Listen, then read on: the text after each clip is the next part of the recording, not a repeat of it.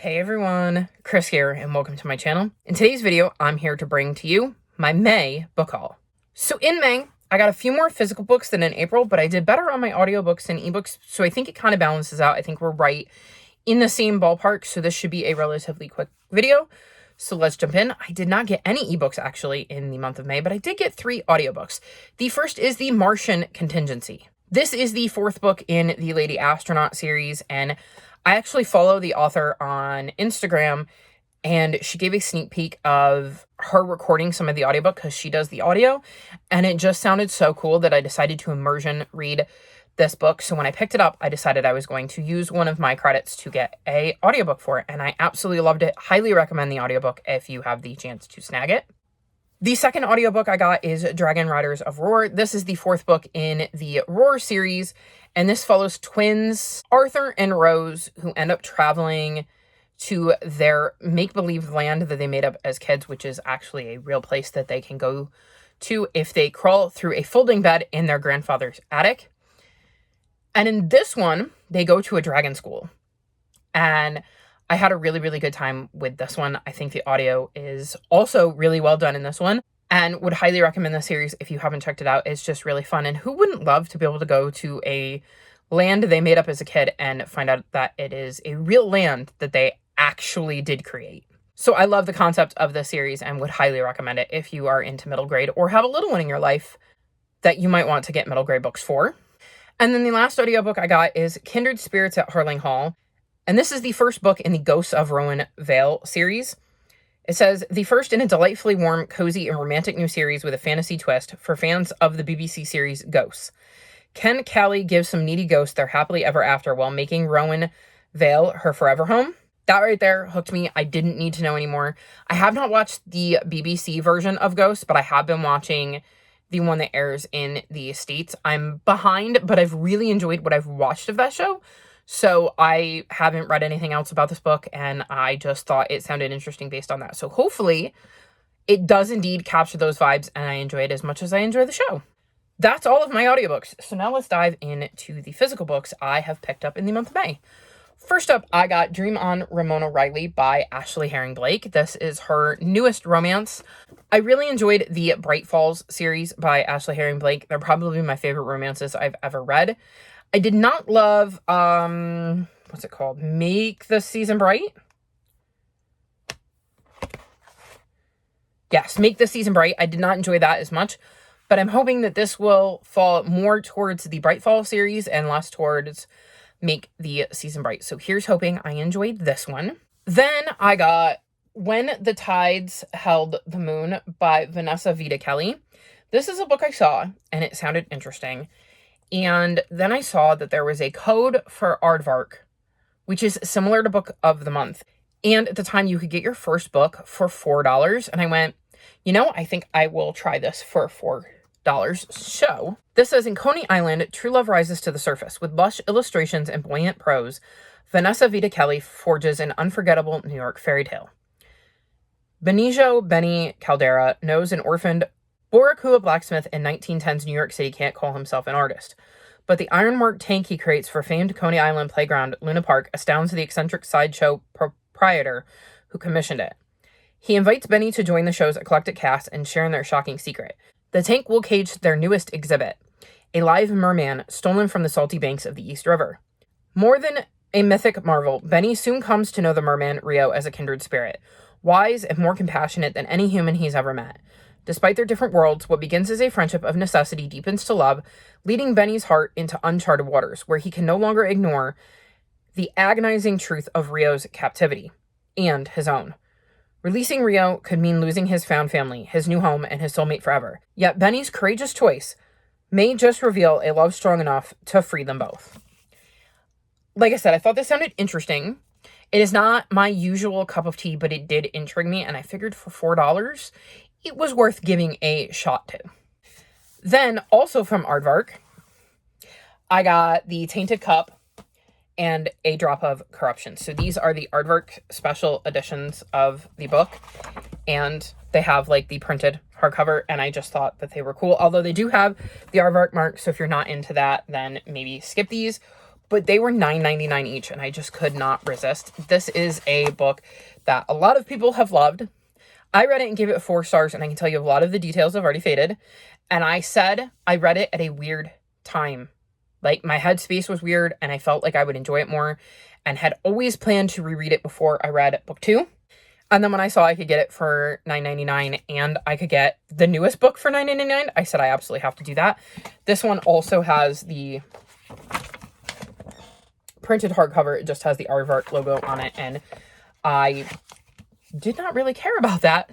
That didn't bother me, the Aardvark logo. I was just really happy to be able to get the printed hardcovers because I like this particular version. And I look forward to doing a reread and then diving into A Drop of Corruption. Then I got The Wild Robot Protects. This is the 3rd book in the Wild Robot series. This is one of my new favorite series of 2025. And I was super excited to be able to read book 3.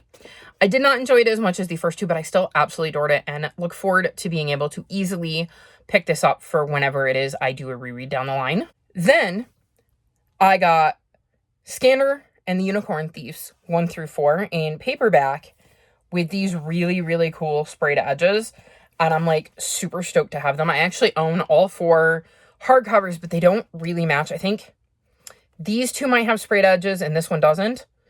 Or this one has sprayed edges. This one was supposed to, and I didn't get the edition with that. And then this one doesn't, and that one definitely doesn't. So I was super excited when I saw the paperback editions. So now I have 2 sets. I don't know what I'm going to do with them, but I do have them. And I've loved this series. I'm looking forward to Scanner 5, and I'm hoping that Barnes & Noble continues to do this edition so that eventually I can have all of my paperbacks match. Then I got Vivi Conway and the Lost Hero. This is the 3rd and final book in the Vivi Conway series.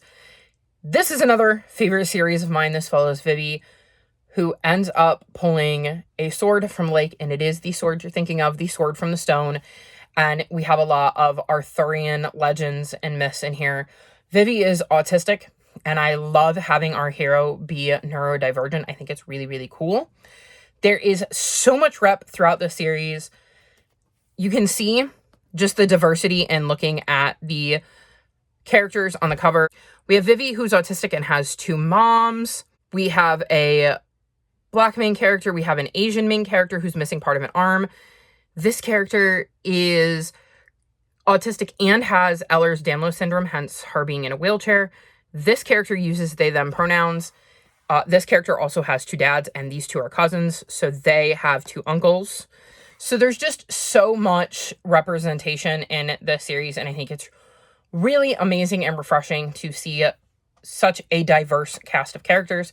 Not to mention, the story is just fun, and I loved following Vivi on her quest, and I really enjoyed the way this wrapped up. So looking forward to having another series that I will eventually reread, because this was another favorite one. I've found a lot of really new favorite series in the last year or so. So very excited to be able to pick this one up at some point and do a reread. Then I got Going by Coastal by Dahlia Adler. And I've read this. This is a YA romance that follows Nat. And she has a decision to make. She can either stay in New York City for the summer with her dad and maybe finally talk to that cute girl she's been crushing on, or she can spend the summer in LA with her estranged mom, and while there, do an internship at her mom's job where she meets another intern who did not get the job because their parent worked there, and maybe develop some feelings for him.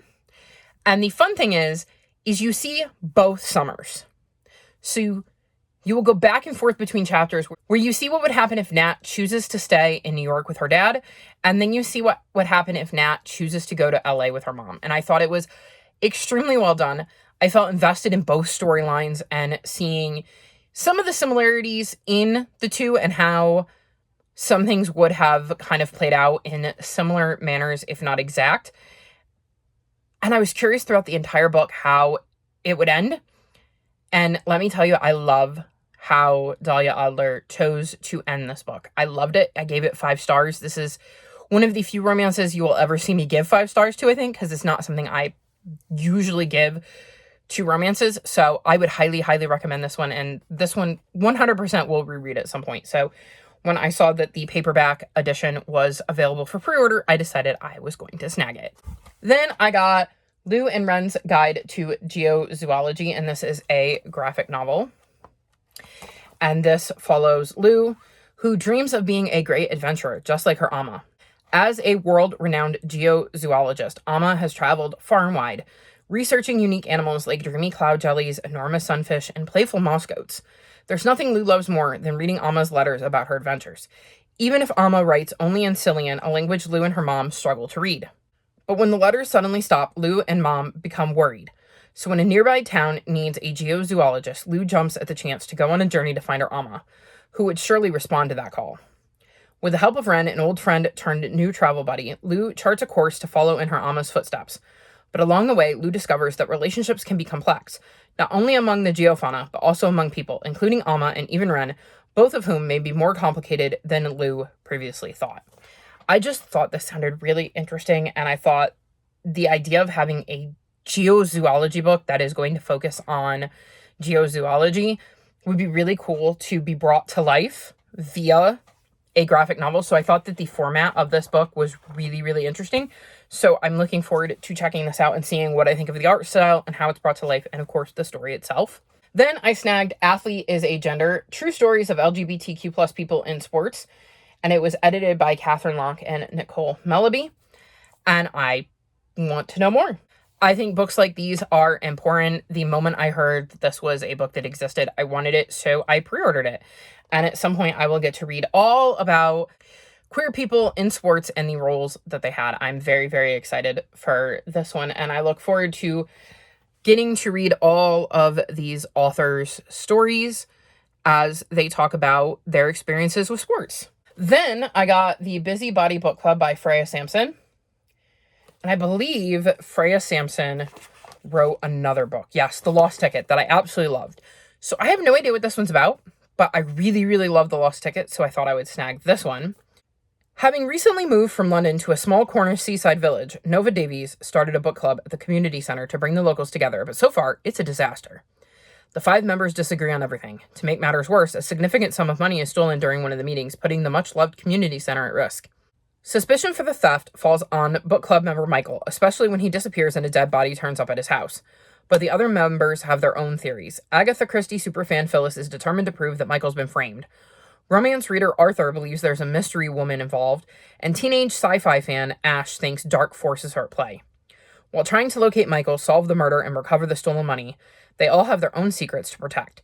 Despite the danger closing in, they won't rest until they've cracked the case and gotten everyone safe at home with a book, where they belong. So if this is written in the same style as The Lost Ticket, I think I'm going to really love it. So I am very excited to get to this one and see if it's another hit for me from Freya Sampson. Then I snagged Going Overboard by Caroline Huntoon. I've read a couple books by this author and really, really love them, so I expect to love this one as well. It says, Piper Shapiro has the best mom in the world. Nora, a single parent by choice who always has a plan, whether it's for a spontaneous Saturday adventure or helping Piper navigate middle school as a non-binary kid. They're a package deal and they tell each other everything. At least they used to. But then Nora invites Piper out to dinner with her girlfriend Gwynnie and Gwynnie's son Colton, a boy Piper knows and doesn't exactly get along with. Piper panics when the realization hits. Nora and Gwynnie are serious about each other. Suddenly, Piper's life as half of a duo has an expiration date, and Z is horrified. To put a stop to any potential wedding bells, Piper makes a plan. Break up the parents and keep things the way they are, the way they should be. When Gwynnie surprises everyone when they get to know each other cruise for spring break, Piper's game is on and Colin is in on it. The two of them work hard to make it clear that they are not one big happy family, even though it turns out that Colton might not be so bad after all. But when things with Project Breakup go a bit too far, Piper starts to question everything and realize that maybe a little change isn't a bad thing. So I have loved, like I said, other books by this author, so I expect to love this one as well. And I also love that our protagonist is non-binary. I love getting to see non-binary rep in books, so very much looking forward to this one. Then I got the Grimoire Grammar School Parent-Teacher Association, and this was a cover buy. I saw the cover when I was looking at new books and went, ooh, that one. I want that one. Let's hope it's something I like. And then it has these cool sprayed edges, and the description did sound interesting. When Vivian's kindergartner Arya gets bitten by a werewolf. She is rapidly inducted into the hidden community of magical schools. Reeling from their sudden move, Vivian finds herself having to pick the right sacrificial dagger for Arya, keep stocked up on chew toys, and play PTA politics with sirens and catonic nymphs and people who literally can set her hair on fire. As Vivian careens from hellhounds in the school corridors to demons at the talent show, she races to keep up with all the arcane secrets of her new society. Shops only accessible by magic portal, the brutal trials to enter high school, and the eternal inferno that is the parents' WhatsApp group. And looming over everything is a prophecy of doom that sounds suspiciously like it's about Arya. Vivian might be facing the end of days just as soon as she can get her daughter dressed and out the door. Like I said, I thought this sounded interesting and had an intriguing concept after being drawn in by this cover. So hopefully the book is as good as the cover is. And of course, these really cool sprayed edges. Then I got Shade Spells with Strangers by Sarah Wallace and S.O. Callahan. This is the third book in... What is the name of the series? Are you going to tell me the name of the series? Fae and Human Relations. I really enjoyed the first two books. I want physical copies because I think I will enjoy them more if I can physically read along. And then I realized book 3 was coming out, so I decided to pre-order it. Also, it is dyslexia friendly. So the font in this book is specifically designed to be friendly to people who are dyslexic, which I think is really cool. I think this is the first book I've ever got that advertised itself as being dyslexia friendly. So very much looking forward to this one and seeing who we're following and how they kind of fit into this series. It is a historical, fantastical romance series, so it's been a lot of fun to read, and I, like I said, am looking forward to seeing if this one is as good as the first two. Then I got Nimona by N.D. Stevenson, and this is the 10th anniversary edition. So we have really, really cool sprayed edges. I don't know if there's any other extras in this one that make it special, but I have read Nimona. I loved it. I really kind of want to reread it again. So at some point I will probably pick this up. And now when I do, I have a very cool copy to read from. Then I got Spy Family, the official anime guide mission report. And I have no idea what these are, but I want to start collecting some Spy Family. Although I get the feeling that this is going to be a lot bigger than the regular one since I've actually read every book that's out at the moment. And I know they're more like smaller, like manga sized. So I don't really know what is actually happening in this one. Let's find out. Uncover even more secrets behind the Forger family and their allies. In Spy Family, the official anime guide, mission report 221001-1224. Discover all the behind the scenes secrets, twists, and trivia from episodes 13 through 25 of the incredibly popular Spy Family anime based on the manga series by Tatsuya Endo. What are your favorite characters hiding? So, yeah, like I said, I am looking forward to getting more information on Spy Family. It sounds like this is the second one, since this is episodes 13 through 25, so I'm going to assume there's one for episodes 1 through 12, so I'll have to look into that, but definitely looking forward to getting to spend more time with the Forger family. Y'all, we are almost done. Then I got Magicala by Jennifer Bell. Jennifer Bell wrote the Uncommoners series, and while I haven't finished that one, I did enjoy the first two. In this one, it says, everything in Bitsy's tiny town is ordinary and boring until a purple hamster the size of a bathtub barges in and eats Bitsy's gym clothes. The same night her father is kidnapped by a mysterious woman, Bitsy and her best friend Kosh set out on a race against the clock to rescue Bitsy's dad and discover an entire magical world based around the conjuring of magical creatures, Magicores made from the energy of emotions. Learning to conjure Magicores as they go, Bitsy and Kosh must follow a trail of clues that leads them from a conjuring school in London to the Taj Mahal and beyond. Swept up in a centuries-old conflict between conjurers, Bitsy and Kosh must decide whom to trust as they make their way through the wide, wonderful world of Magicores. Like I said, it sounded interesting, and if it has some of the same tones as the Uncommoners, I think it will be a series I really enjoy. So hopefully this is the start of a new favorite series of mine. Then I got the Barnes & Noble exclusive edition of Percy Jackson and the Olympians, The Chalice of the Gods in paperback because it has some really cool sprayed edges, and I love everything Rick Riordan and Percy Jackson and want to have every edition of every book ever.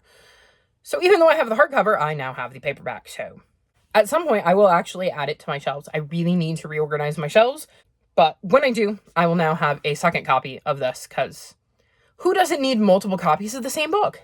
Then I grabbed Monk and Robot, A Psalm for the Wild Bill and a Prayer for the Crown Shy by Becky Chambers. This is a bind-up of both of the Monk and Robot books.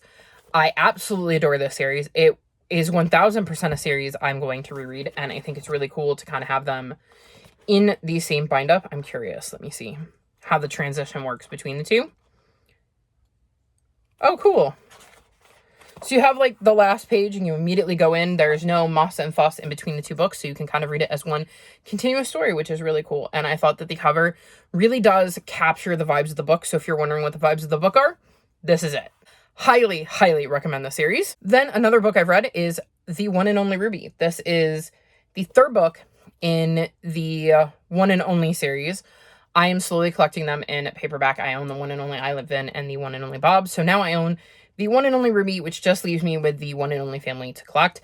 This is an amazing middle grade series. I've absolutely loved it, and I'm excited to have Ruby's story to add to my collection. Then I got The Gate, the Girl, and the Dragon by Grace Lin. She wrote Where the Mountain Meets the Moon, which I remember reading and enjoying, and when I saw this one, the story intrigued me. It's got a really cool printed hardcover and some really pretty sprayed edges. And this says, the sacred sphere should not be touched. Jin was a stone lion, one of the guardians of the old city gate who is charged to watch over humans and protect the sacred sphere. But to Jin, those boring duties feel like a waste of time. What isn't a waste of time? Perfecting the Zuki kick, scoring a golden goal, and becoming the most legendary player of all the spirit world. But when Jin's perfect kick accidentally knocks the sacred sphere out through the gate, he has no choice but to run after it, tumbling out of the realm he calls home and into the human world as the gate closes behind him. Stuck outside the gate, Jin must find help from unlikely allies, including a girl who can hear a mysterious voice and a worm who claims he is a dragon. Together, they must find the sphere and return it to the world beyond the gate or risk losing everything. I think this sounds really, really interesting, and I believe there are going to be illustrations every once in a while throughout the story. And so I think that definitely adds to this book, and I'm hoping I enjoy it. Then I grabbed Realm of the Lost Spirits, which is book 3 in the Thunder on the Plains arc of Bravelands. No idea what's going on in this one. It's book 3. I haven't read book 1 yet. I don't know if it's a 3-book series or a 6-book series, because I've seen arcs done both ways, so I guess I will have to find out. And yeah, I'll just keep collecting them, and once I'm sure the arc is done, then I will binge read it. But in the meantime, I have a copy for my shelves, and it's ready to go whenever that time comes. And then the last book I snagged is Lore Olympus Volume 8. This is a Hades and Persephone retelling. I absolutely love the series. I love the art style. I think it's just absolutely gorgeous, as I try not to look too much because I haven't read this volume yet. But I think the art is just beautiful, and it is a series I have started to collect. At some point, I need to go back and fill in the ones I don't have. But that's a problem for another day. At least I'm continuing to get the new ones, and am looking forward to hopping back into this series and catching up with Hades and Persephone. So there you have it. That was my May haul. Again, smaller than the beginning of the year, but still quite a few books. Need to keep getting those numbers down. Fingers crossed we see me get there in the month of June. Which of these books sounded most interesting to you? Let me know in the comment section below. All of my social media is linked in the description below if you'd like to come chat with me. If you've made it this far in the video, leave me elephant emojis in honor of Ruby. Like this video and subscribe to my channel, and I'll talk to you next time. Bye!